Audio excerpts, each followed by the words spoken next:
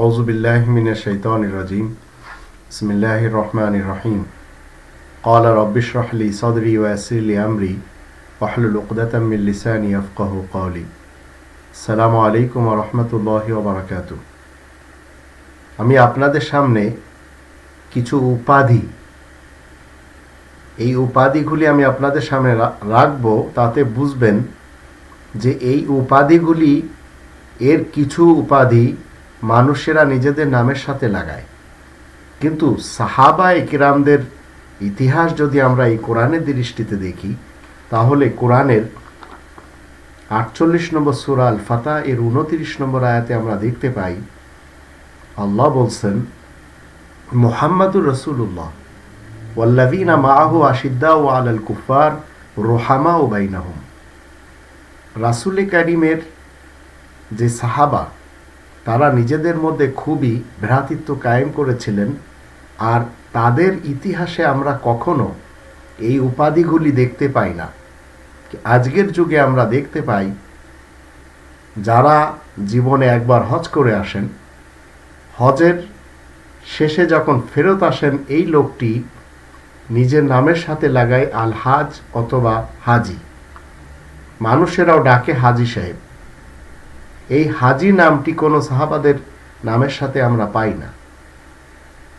একজন মানুষ নামাজ পড়ে, এখন নামাজ যারা পড়ে সচরাচর প্রতিদিন পড়তে হয় 5 ওয়াক্তে 17 রাকাত, কিন্তু একজন নামাজি আজীবন নামাজ পড়ল, সে তার নামের সাথে কোনোদিন আসসালাত বা সালাতি বা নামাজি লেখে না। এই হজ করে আসলো গুটি কয়েক দিনের মধ্যে, ফেরত আসার পরে সে হাজি লিখছে, তো সাহাবাদের নামের সাথে নামাজি কখনো দেখা যায় না। এই উপাধি তাদের ছিল না, তারা আমলে ছিল। একজন মানুষ প্রতি রমাজানে রোজা রাখে, রোজা রাখার কারণে এই লোকটি চিরকাল নিজের নামের সাথে আসম বা সওমি কখনো লিখছে না। ঠিক যখন সে জাকাত প্রদান করে তখন সে নিজের নামের সাথে আজ জাকাত বা জাকাতি লিখছে না। না সাহাবারা নিজেদের নামের সাথে সওমি লিখতেন না জাকাতি লিখতেন। ঠিক এইভাবে যে ব্যক্তি ঈমান আনে, ঈমান আনার পরে নিজের নামের সাথে ঈমানি বা আল ঈমান কখনো লেখে না। আবার কোরআনের আয়াতের মাধ্যম দিয়ে যখন সে জিহাদ করে তখন সে নিজের নামের সাথে আল জিহাদ বা জিহাদি লেখে না। ঠিক এইভাবে নিজের কুরিপকে দমন করার জন্য যখন সে কিতাল করে তখন সে নিজের নামের সাথে আল কিতাল বা কিতালি লেখে না, না সাহাবারা কখনো লিখেছেন।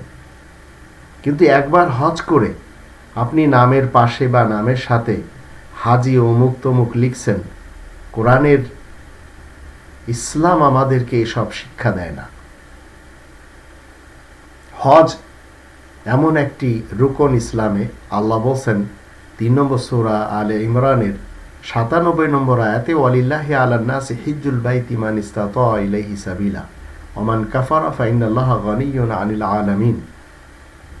মক্কায় আসা যাওয়ার সামর্থ্য যার রয়েছে সে হজে যাবে, এবং হজে যাওয়ার পরে সে কি দেখবে, সেখানকার নিয়ম নীতি এলাকার লোকদের মাঝে সে শিক্ষা দিবে সেখান থেকে আসার পরে। একজন মুসলিম সে চিরকাল নিজের ব্যক্তিত্বকে আল্লাহ তাআলার সামনে নুয়ে দেয়।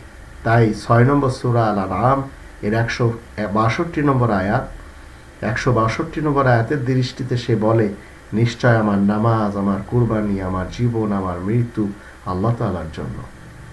আবার 7 নম্বর সূরা আল আরাফের 29 নম্বর আয়াতে যদি দেখি, এখানে আল্লাহ বলছেন কুল আমার রব্বি বিল কিসত, তুমি বলে দাও আমার রব আমাকে হুকুম দিয়েছেন ন্যায় বিচারের, এবং ওয়াকিমু উজুহাকুম ইনদা কুল্লি মসজিদ ওয়াদউহু মুখলিসিনা লাহুদ্দিন কামা বাদাআকুম তাউদুন ওয়াদউহু মুখলিসিনা লাহুদ্দিন। তাকে ডাকতে হবে ইখলাসের সাথে। তো এই উপাধিগুলি সাহাবাদের নামের পাশে ছিল না, কোনো নবী রাসূলদের নামের পাশে ছিল না, কিন্তু আজ আপনি এবং আমি এই উপাধিগুলির মধ্য থেকে বেছে নিয়েছি শুধু আলহাজ বা হাজি, এটা আদৌ ঠিক না। আল্লাহ আমাদের সবাইকে সত্য জেনে এবং সেই সত্য মেনে জীবন কাটানোর তৌফিক দান করুন।